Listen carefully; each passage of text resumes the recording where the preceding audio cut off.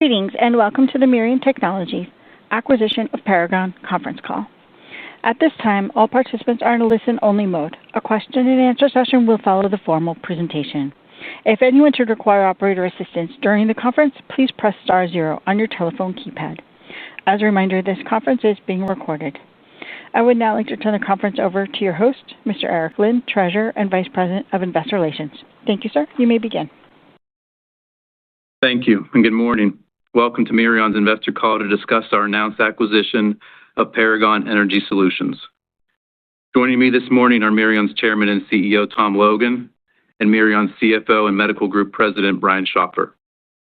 Before we begin today's prepared remarks, allow me to remind you that comments made during this call will include forward-looking statements, and actual results may differ materially from those projected in the forward-looking statements. The comments made during this call will also include certain financial measures that were not prepared in accordance with generally accepted accounting principles. All investor materials can be found in the Investor Relations section of our website at www.mirion.com. With that, let me now turn the call over to Tom Logan.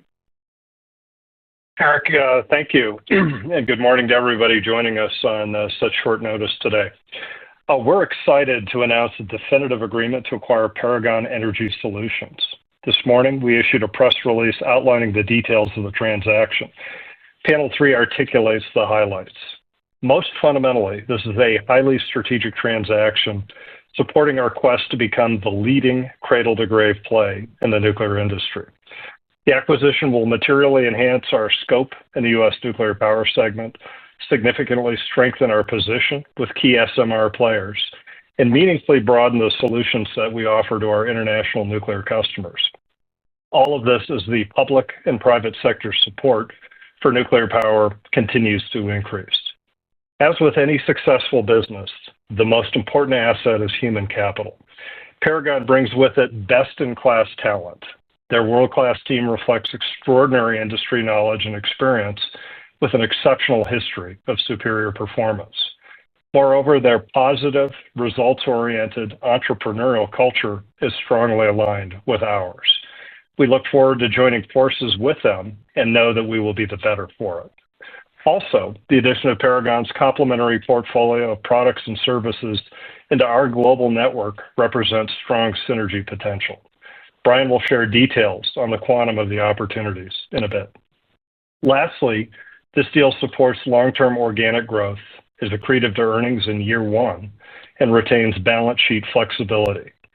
As mentioned, Paragon has a strong presence in the North American nuclear market, highlighted on Panel 4. Paragon is present in 100% of reactors in the region. In total, Paragon serves 140-plus nuclear reactors around the world. These reactors are served by a highly skilled team of approximately 150 engineers and technicians. Notably, Paragon has made numerous recent key SMR hires, effectively doubling the SMR team to help facilitate relationships in this rapidly growing space. In addition to world-class talent, this acquisition adds critical systems technology to the Mirion product portfolio. Beyond a well-established position within the existing fleet, Paragon is designed in with multiple, well-capitalized SMR OEMs today. Combining our complementary portfolios will create an enhanced solution set for our customers in both nuclear power and DOE segments. Panel 5 outlines the highlights of each portfolio. A great example of what Paragon brings to the table is their Reactor Protection System technology, or RPS. This product is the brains of a reactor safety system and is designed to automatically shut down the reactor and initiate safety protocols if hazardous conditions are detected. Paragon's branded RPS system, called HIPS, is the only modern RPS designed specifically to meet the unique needs of SMRs and the only new design approved by the U.S. NRC in the last decade. HIPS is already spec'd into multiple leading SMR OEM designs and is an attractive solution for digital upgrades at existing utility-scale reactors. Expanding our SMR partnership opportunities was a key catalyst for this acquisition. This deal is expected to double our potential SMR-related revenue in the future and sets us up for accelerated growth as the SMR fleet gains scale. As you're aware, SMR support from hyperscalers and more recently the Trump administration has hastened the development of this revolutionary market. It is estimated that U.S. SMR capacity could total 6 to 10 gigawatts by 2040, implying approximately 20 SMR reactors in process or completed by 2030. Many of Paragon's products are designed in parallel with SMR customers' reactor design development, and like Mirion's products, are critical to safe and efficient operations. The combination will give us substantial content and strategic relationships with key SMR players. Importantly, while we're excited by the growing SMR partnerships that Paragon has developed, it's important to note that approximately 94% of their revenue comes from the installed base. Jointly, we see significant opportunity to grow this end market through capacity upgrades, life extensions, and digital modernization. Beyond their RPS design, Paragon also specializes in designing, building, and qualifying critical replacement parts and equipment. The latter includes electrical and mechanical components, such as electrical panels, switch gears, chillers, heat exchangers, and many others. They are essential to nuclear facility supply chains and provide Paragon with a highly recurring base of business. Paragon also specializes in complex equipment and part engineering solutions.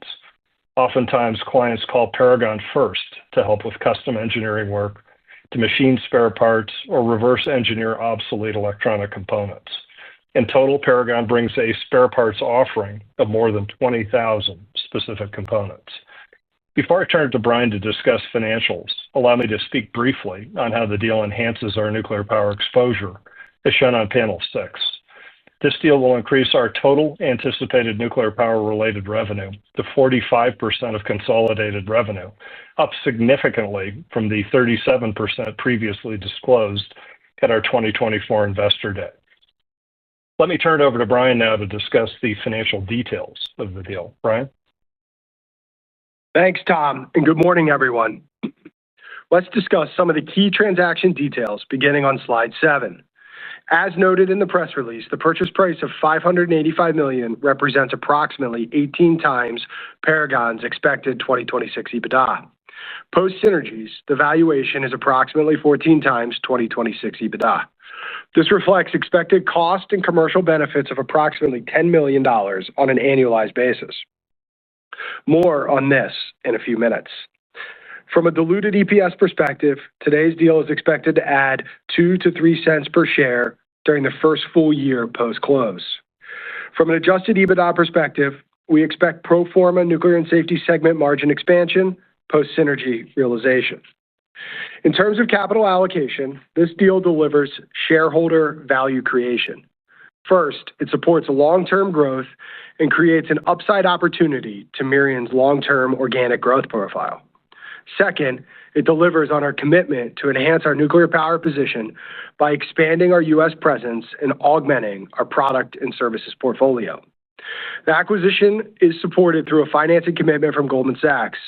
Permanent financing is expected to include a mix of equity, debt, or equity-linked financing to maintain a pro forma net debt to adjusted EBITDA ratio of 3.5 times or lower, with strong deleveraging expected post-close.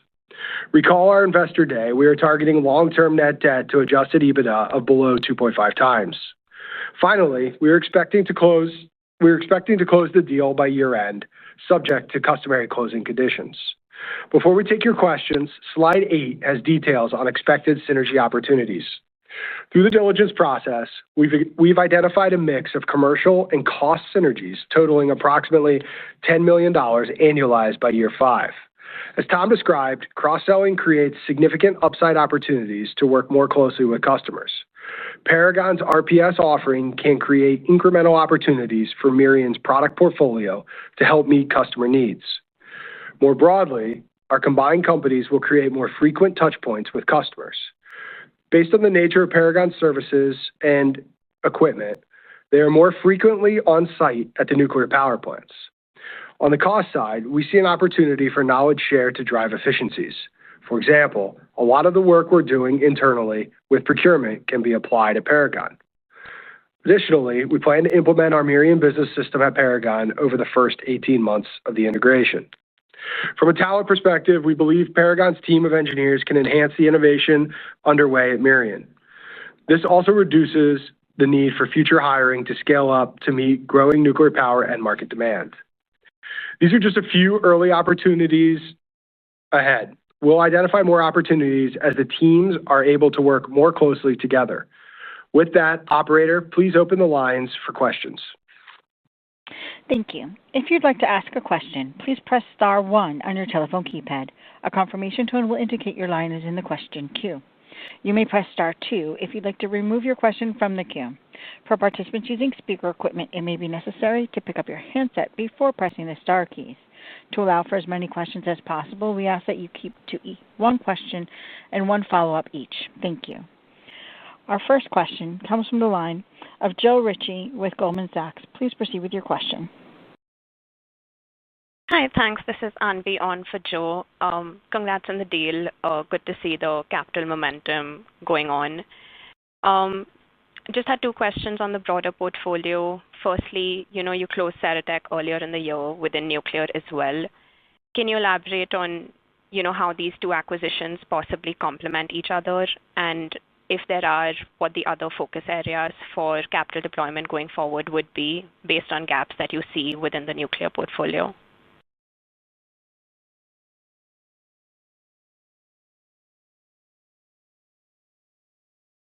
Tom? I'm sorry, I was on mute. Let me address that.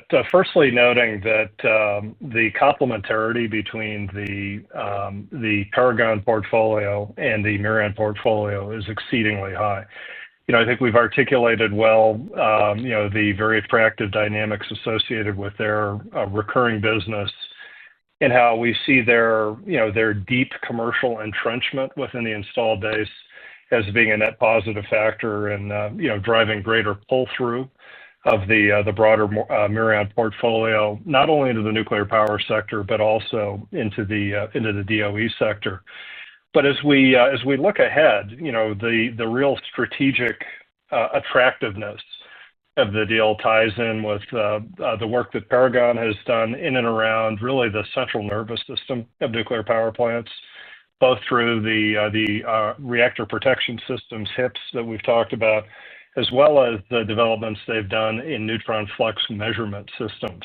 I think the key takeaway there is that with the combined capabilities of the 2 companies, we think there's an enormous opportunity to add value by technologically taking best of breed in the evolution of the product line, but also in terms of the customer-facing AI opportunity that this represents. So again, the strategic goodness of fit here is extraordinary. Again, it increases our optionality substantially in the SMR space and our broad presence, the breadth of our presence in that space, but it also will drive far greater customer intimacy within the American installed base, and that'll be extremely attractive. Now, in terms of how we think about broader M&A themes, as we've noted, I think consistently through the majority of our calls, we continue to be very active in cultivating our M&A pipeline. We are very pleased with the quality of that pipeline right now. And without getting into any specifics, we do continue to see attractive adjacencies, not only in the nuclear power market where our focus has been a bit over-indexed, but also in nuclear medicine and other arenas. Thanks, that's super helpful. And just a quick follow-up, since you took down the guide for the year in terms of organic outlook, could you provide some color on what you're seeing within dosimeter and also on the ground in China? That would be helpful. Yeah, what we're seeing broadly is that we've had very, very strong performance in this dosimetry product line, and this really relates specifically to one of the NATO armed forces, where today we serve 22 of the NATO armed forces, and we've been experiencing a fairly robust demand for essentially militarized dosimeters, green gear, used by these forces throughout the European theater overall.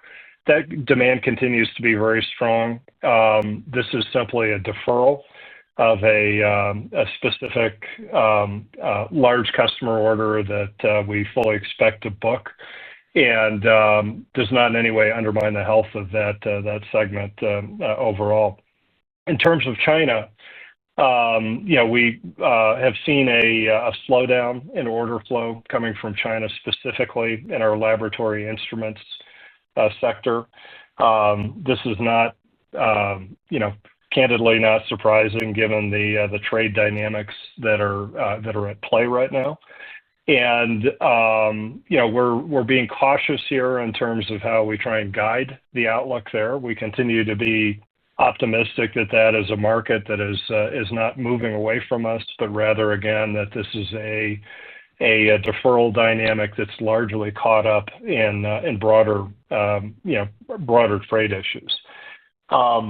The final piece of the puzzle too is we noted that we also saw a deferral of some orders associated with one of our big gold mining customers, where we do a lot of really interesting work with gamma spectroscopy applied to assay processes within gold mining. And again, we see this as a deferral dynamic rather than, again, some fundamental erosion. Certainly, given the run-up in pricing in the gold market overall, the dynamics at play within that industry continue to be very healthy overall. So again, all of this is driven by a desire for us to be conservative in how we're guiding the overall views. Noting that nuclear power continues to be an extremely strong market for us and performing well, and we're really pleased to add to our overall nuclear exposure and to experience the attendant lift in our overall organic growth rates. Thank you. Our next question comes from the line of Vlad Bystricky with Citigroup. Please proceed with your question. Morning, guys. Thanks for taking my call, and congratulations on the deal. Hey, Vlad. So I guess before I get into some specifics on Paragon, maybe just following up on the question around the guidance. So you lowered the organic revenue, but I didn't see any commentary around the EBITDA outlook. So just any comments or colors that you want to give there? Yeah, maybe I'll take that one. I mean, look, we last updated our other guidance on July 31st, 2025, and have not updated since. So that's kind of all we're going to say about the rest right now. Okay, got it. Thanks, Brian. So just on Paragon, looks obviously very strategic and very interesting. Can you just talk about, so I see the 13% revenue CAGR over the past few years. Can you talk about sort of how much of that is, organic or was organic versus, whether there's been M&A tailwinds in that? Yeah, maybe I'll take that. I mean, the 13% number is kind of the core organic number of the business. They have done some acquisitions over that time, but that's really representative of the business we're buying and how strong those organic tailwinds have been over the last kind of 3 years. Great. That's helpful, Brian. Appreciate it. And then just in terms of the margin profile of Paragon and what it means for Mirion overall, it looks like, it comes in a little dilutive to nuclear segment margins. So I guess how does that impact how you're thinking about, the margin profile over the next couple of years and the longer term 30% target for Mirion overall? Yeah, look, it's not abnormal for us to buy assets that don't look and feel like Mirion's P&L structure today. Actually, that's one of the, I think the advantages that we've had over the years is our ability to take companies that have P&L structures that are different and help move them into a direction that ultimately becomes accretive to us, Vlad. So I think we're very confident in our ability to integrate. I think we're very confident in our ability to drive value creation through that integration. I would remind you that, pre this deal, historically we've kind of bought, pre this deal in Certrec, historically we've bought at kind of 13 times pre-synergy and have been able to synergize at down to 7. So there's quite a bit of value capture there, obviously. Obviously, assets have gotten a bit more expensive. There's a lot more competition in the market trying to buy assets like this. We think we are uniquely positioned because of our size and scale and our ability to integrate to drive synergies. So I think over time, we're very confident that this will look and feel like everything else we're doing in that segment, and we continue to be confident in driving towards that 30% EBITDA margin that we've been talking about. And Vlad, if I could just tag onto that as well, I would note that Paragon has been very forward-looking in terms of their investment in human capital. Excuse me, particularly in and around the building a very, very strong position in the SMR space. And, this is going to provide great benefit to Mirion overall. Again, as I highlighted in my commentary, the human capital element of this deal is one of the most attractive components of it to us. And as Brian noted, we're confident in our ability, working jointly with the Paragon team, to really monetize and synergize the vast opportunities that we see ahead of us. Yeah, look, operating leverage has always been our friend. I don't think that'll be any different here. Thank you. Our next question comes from the line of Rob Mason with Baird. Please proceed with your question. Yeah, good morning, Tom, Brian, and offer my congrats on the deal as well. Maybe I'll start on Paragon. Just, could you, Tom, maybe frame, it's been helpful in the past to get a sense of what your content opportunity is within the reactor base. Is there an analog that you could layer onto Paragon, similar to how you've talked about it with Mirion, just in terms of what the content opportunity is? Again, as we noted, Rob, the vast majority of their business is tied to the supporting the existing fleet.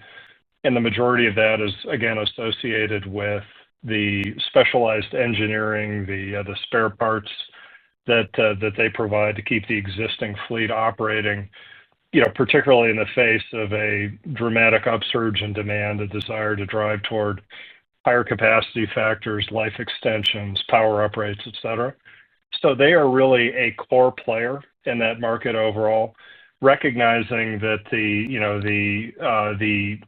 majority of American reactors were built in the 1970s and 1980s. There are many, many analog systems and subcomponents that need to be supported where the original OEM is no longer in that business. And so that is, again, an incredible recurring revenue dynamic that they've driven, ultimately creating more than 20,000 Paragon-specific part numbers that support the fleet overall. And so that dynamic is very, very, very important. Again, it's just kind of the core base of their business. But the second element of it, and the element I think that represents the greater optionality, is the work they've done again around neutron flux monitoring systems and reactor protection systems, with a clear focus on SMRs, but also a great deal of relevance in the existing utility scale or gigawatt scale market overall. And clearly, as the SMR movement continues to move to the left and become far more tangible. And to be clear, recently I was part of the U.S. trade mission to the IAEA last week. Prior to that, a few weeks prior, we had the big annual nuclear power trade show. And the tangibility of what's happening in the SMR space continues to exceed our expectations. So they're very, very well positioned in that. And so when you look at the SMR dynamic on a combined basis, this really gives us great strength in a majority and a strong majority of the leading SMR players. But on top of that, it also broadens the solution set that will be able to carry to legacy, again, utility scale operators, not only in the U.S., but leveraging our global network to help bring some of that Paragon content into the broader international markets where we have great strength. Yeah. It clearly broadens your scope to serve SMRs. I'm curious, does it change the way you're thinking about timing on material revenue in SMR? We're obviously going to be careful about guiding that because there continues to be a high degree of volatility in and around that market. But, the guideposts here, Rob, are that if you look externally at estimates, the most recent estimate came out of the IAEA, where they do an annual nuclear power forecast. They put this out 2 weeks ago, and their projection, take it with a grain of salt, but their projection is that there will be a terawatt of nuclear generating capacity by 2050, and of that total quantum, that somewhere between 5 and kind of the mid 20% range will be supported by SMRs. I think if you look at the news feed on what's happening in the industry, one of the key takeaways from this U.S. trade mission where Chris Wright, the Energy Secretary, was there, David Wright, the Chairman of the NRC, a huge array of Department of Commerce players. The support for this movement from the U.S. government is incredible. And so, we like the dynamic. Again, we're going to be very careful about how we guide growth in the space. But to be clear, this substantially enhances our optionality in SMRs, and that's strategically very important to us. Yeah, maybe just to tag on with a little bit of number color. I mean, if you look at Mirion today, our SMR revenue on an annual basis is less than 0.5%, so it's very small. If you combine that kind of with what, let's say, Nucleon's done on an LTM basis, you're still less than 1%. I think the point of that is there will be continued significant opportunity to kind of grow that number over time, and I think that's what we're focused on. But the point being, it's very, very small in the grand scheme of things today, and SMRs are exciting, as Tom just alluded. This also fits very well with our existing fleet kind of core that really drives the engine of our nuclear safety business. On top of that, so I think we get both things here as part of that asset. And I think that's really, really exciting. And Rob, for the avoidance of doubt, Nucleon was the code name for Paragon. Oh, sorry, Paragon. Thank you. Our next question comes from the line of Chris Moore with CJS Securities. Please proceed with your question. Hey, good morning, guys. Thanks for taking a couple. So maybe just focus on the revenue. So trying to get a sense as to maybe a little more breakdown, how much of Paragon revenue is recurring or reoccurring at this point?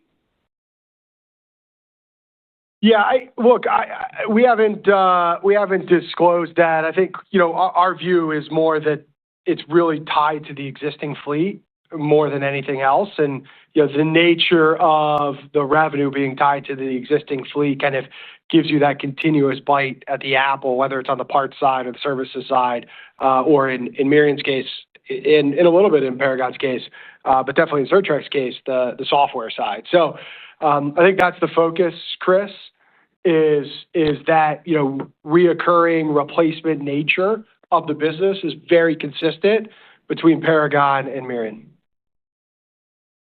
Got it. And maybe back to a prior question. So the revenue CAGR was 13% from 22 to 25.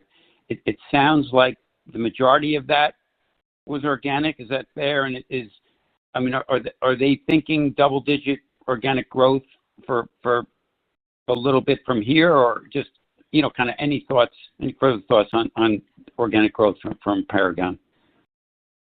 Yeah, look, I think we're super excited. I mean, we talked, back in July, we talked about double-digit nuclear power growth at Mirion. I think this business is at or better than the growth rates we're seeing kind of in our nuclear business. So I think we're super excited about the organic growth profile, both within the existing fleet, but also in the SMR base. Thank you. Our final question this morning comes from the line of Yuan Ji with B. Riley Securities. Please proceed with your question. Thank you for taking our questions. Tom and Brian, maybe can you talk about Paragon's near-term growth drivers? Do you anticipate an inflection point in the near term to drive the top line growth higher than 13%?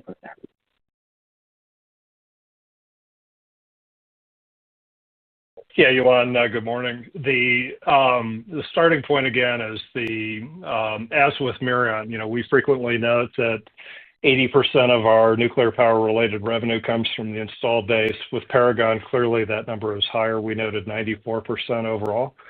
And so the inflection point and the most important theme in the near term, again, is just the strength of the sector overall, that power plant operators are very profitable now, and that's a stark contrast from the dynamics that have existed for much of the last 30 years or so. And so there is a strong incentive financially for owners of these assets to operate them at higher capacity utilization or capacity factors, to life extend them, and in some cases bringing decommissioned plants back online, to uprate capacity, and throughout all of that, to drive a level of digital modernization, coupled with emerging AI opportunities in the space overall. So that is the most important dynamic. We've seen an acceleration in flow business in support of this.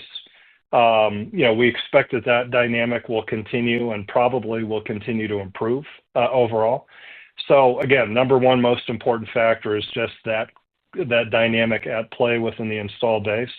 But on top of that, as we see increased expectations of gigawatt scale development globally, but also in the U.S., where there's a focus on building 10 gigawatt scale reactors in the U.S. in the near term.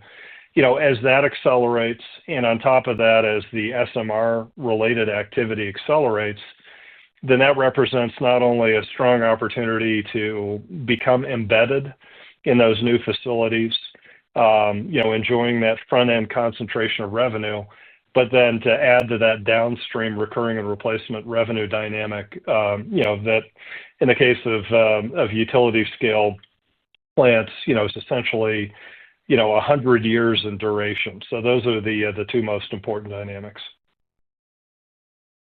Got it. And maybe can you clarify how this acquisition will impact your developing U.S. market shares and the relationships that you may not have an advantage in the past? Yeah, one of the advantages that Paragon brings to the fabric of Mirion is the customer intimacy. As both Brian and I alluded to, they've got an incredible commercial team, and given the nature of what they do, which is different from what our core business in the sector has been historically, it really requires, again, a very high level of customer touch, and accordingly, what they will bring to the table is really expanded, enhanced relationships, if you will, with many of the leading power plant operators in the U.S., a much greater degree of knowledge in and around capital spending dynamics, and ultimately we think the pull-through as it relates to legacy Mirion products that go beyond the scope of what Paragon does today is likely to be meaningful. So again, there's a very high degree of complementarity, and we think that is really one of the key elements of the synergy story as we look ahead. Thank you. We have one more follow-up from the line of Rob Mason with Baird. Please proceed with your question. Yes, thanks for taking the follow-up. Just point of clarification around the guidance revision on core sales. It sounded like, as you described where you're seeing the headwinds, this all falls within the nuclear and safety segment, but I just wanted to make sure that was the case. That's correct, Rob. I'm sorry? Yes. That's correct. That's correct. Okay. And then just, you didn't allude, I didn't hear you allude to at least any kind of U.S. Government spend impact in that labs and research segment, but, any update that you can provide there? Yeah, again, Rob, I think in our last quarterly call, we indicated that the lab space in nuclear and safety would be down year over year, and that's entirely due to, DOGE-related activities, where there have been headcount cuts of relevance to, the space that we play in overall, some budgetary cuts, and so, that's the dynamic that we've experienced there. So essentially 100% of that, that specific call out relates to government budgetary dynamics. We're not through through Q3 yet. Government year end is September 30th. There's always a little bit of volatility in and around that because there is a use it or lose it dynamic associated with capital budgets for government agencies. And we'll talk about that in our Q3 earnings call, a few weeks down the road. Thank you. Ladies and gentlemen, this concludes our question and answer session. I'll turn the floor back to Mr. Logan for any final comments. Thank you, operator, and thanks to everybody for joining us this morning. Today is a really important strategic milestone for us towards creating a great public company. We're really pleased with this deal. We're really excited to welcome the Paragon team again into the fabric of Mirion, and we expect to do great things together. We're also pleased that we're kind of back in the game from an M&A standpoint after having worked very hard to deleverage our balance sheet over the last couple of years. We're very encouraged by our continuing pipeline of M&A opportunities. And, we're excited to show what we can do as we integrate this asset and move ahead. So appreciate the time and attention today, and we'll look forward to speaking to all of you in our Q3 earnings call in a few weeks. Thank you and good day. Thank you. This concludes today's conference call. You may disconnect your lines at this time. Thank you for your participation.